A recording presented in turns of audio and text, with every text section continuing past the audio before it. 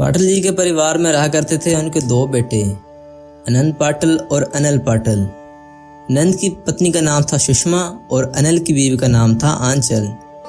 पाटिल जी की एक बेटी भी थी जिसका नाम था मंदा। मंदा की शादी को लगभग 2 साल हो चुके थे और मंदा के निकाह ससुराल पाटिल जी के घर से 4 घर छोड़कर ही था, जिसकी वजह से मंदा के निकाह अपने मायके में आना जाना लगा रहता था। मंदा का अपना ससुराल आना जाना तो ठीक था, लेकिन मंदा का पति जब दिल चाहे ससुराल चला आता और यहाँ तक वो ज़्यादातर टाइम अपने ससुराल यानी कि पाटिल जी के घर में ही रहा करता था। यह बात मंदा को पसंद नहीं थी और ना ही पाटिल जी के दोनों बहुओं को, लेकिन सुदेश तो सुधर का नाम ही नहीं ले रहा था। और इसी तरह एक दिन सुदेश सुबह सुबह अपने ससुराल आ पहुंचा। अरे आंचल भाभी, शिमला भाभी, रसोई से तो बहुत अच्छी खुशबू आ रही है। नाश्ते में क्या बना है? अरे दामाद जी, आप फिर से आ गए। अब तो हर सुबह आप ही का इंतजार रहता है हम लोगों को। हाँ, और आज जो छत पर काला कौवा आया है ना, वो कुछ ज्यादा ही जोर जोर से आवाजें लगा रहा था।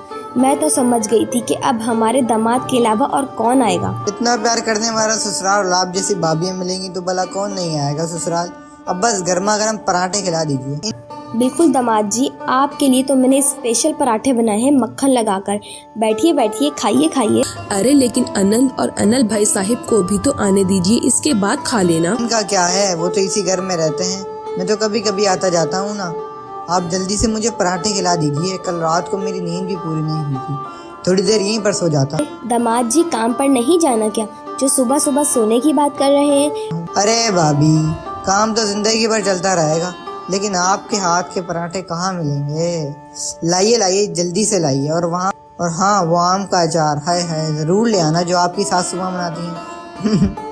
मतलब कि हमारी सासू माँ बनाती हैं। जी बिल्कुल बिल्कुल, आम का अचार भी ले आऊंगी, दही भी लेकर आऊंगी। आप जो कहेंगे वो ले आऊंगी। और इस तरह से सदेश ने मंदा के मेके जाकर सुबह सुबह अच्छे से नाश्ता कर लिया, बिना इस बात की परवाह की कि उसके घर के किसी भी मेंबर ने अभी तक कुछ भी नहीं खाया। इससे पहले कि बाकी के लोग नाश्ता करते, सदेश आराम से कमरे में जाकर सो गया। और ये देखकर सुषमा और आंचल को बिल्कुल भी अच्छा नहीं लगा। मुझे तो लगता है हमें इस बारे में मंदा दीदी से बात करनी चाहिए। अरे नहीं नहीं, इनको बुरा लगेगा। इस घर की इकलौती बेटी है और उनका पति यहाँ पर आता है और हम उस बात की शिकायत उनसे कहेंगे तो सोचो उन्हें कितना बुरा महसूस होगा। बात तो सही है, अब जैसा भी हो इस घर का दामाद है, हम कर भी क्या सकते हैं। क्या हुआ दामाद जी, फिर से आ गए? दामाद तो है, लेकिन उनकी जो हरकतें हैं ना, वो मंदा दीदी पर आगे चलकर बहुत भारी पड़ सकती हैं। आप समझ रही है ना? कुछ देर के बाद मंदा सदेश को ढूंढते हुए अपने मायके पहुंचती है। सुषमा भाभी, अंचल भाभी, सुदेश यहाँ पर आए थे क्या? तो सुबह से ही यहीं पर है मंदा दीदी, लेकिन आप इतनी परेशान क्यों लग रही हो? इनका मोबाइल फोन भी घर पर है और 5-6 बार कॉल आ चुकी है। वो लोग पूछ रहे हैं कि सुदेश ने छुट्टी क्यों की, एप्लीकेशन भी नहीं डाली और वो ऑफिस में नहीं आए। हाँ, सुबह सुबह यहाँ आए थे, नाश्ते के बारे में पूछने लगे तो हमने उन्हें नाश्ता करा दिया। इसके बाद बोले काम तो होता रहेगा, नींद ज्यादा जरूरी है, इसलिए सोने चले गए। मैं सुदेश की हरकतों से बहुत परेशान हूँ। भाई रोज रोज मेरे मायके में आ जाते हैं। आप लोग भी इनके बारे में क्या सोचती होंगी ना? हाँ, लेकिन इस तरह से वो अपने काम और अपने ऑफिस को छोड़ते रहेंगे तो आगे चलकर आपकी जिंदगी में प्रॉब्लम्स आ सकती हैं दीदी। इतना कहकर मंदा सदेश के कमरे में जाकर उसे जगाने की कोशिश करती है। सुदेश, सुदेश उठे ना, देखिए आपके ऑफिस से कितनी बार कॉल आ चुकी है और आप यहाँ पर आराम से कराटे मारकर सो रहे हैं। अरे मंदा, इतना अच्छा ससुराल मिला है मुझे, और तुम्हारी भाभीयों के हाथ का खाने का तो कहना ही क्या भाभी, सुबह का नाश्ता करके सोया हूँ तो दोपहर हो गई है, भूख लग रही है मुझे बताओ दिन में क्या बनाया है आपने? आप इससे क्यों पूछ रहे हो? आप घर चलिए ना, मैंने खाना बनाया है, अब घर पर खाना खा लेना। अरे तुम्हारे हाथ का खाना तो मैं रोज खाता हूँ, कभी कभी अपने भाभीयों के हाथ का भी खाना खा लेने दिया करो। बताइए भाभी, क्या बनाया है आज? आज तो बिरयानी चावल बने हैं। फिर तो मैं कहीं नहीं जाने वाला। तुम एक काम करो, घर जाकर मेरा मोबाइल फोन और लैपटॉप भी ले आना, मैं अपना ऑफिस का काम भी यहीं से कर लूंगा। सदेश की बात सुनकर मंदा कन्हैया परेशान होकर वहां से चली जाती है और सदेश अपने ससुराल में ही रुककर खाना खाता है और सारा दिन वहीं पर रहता है। रात का खाना खाकर सदेश अपने घर आ पहुंचता है। आप इस वक्त घर आ रहे हैं? सुदेश, ऐसे कोई अच्छा लगता है क्या? आप सारा दिन वहाँ पर रहते हैं।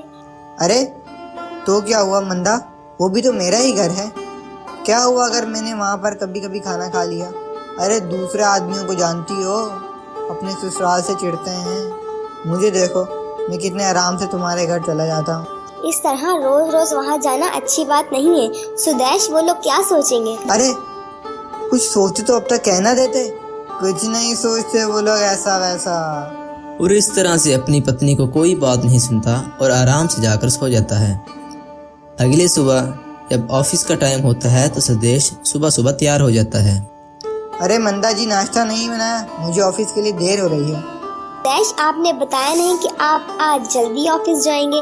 मैंने तो अभी तक नाश्ता नहीं बनाया, आप भी ना थोड़ी जल्दी नहीं बता सकते थे? कोई बात नहीं, रहने दो, मैं भी तुम्हारे मायके से ब्रेकफास्ट करके चला जाऊंगा। एक ही तो बात है, यहाँ खाओ वहाँ ठीक है।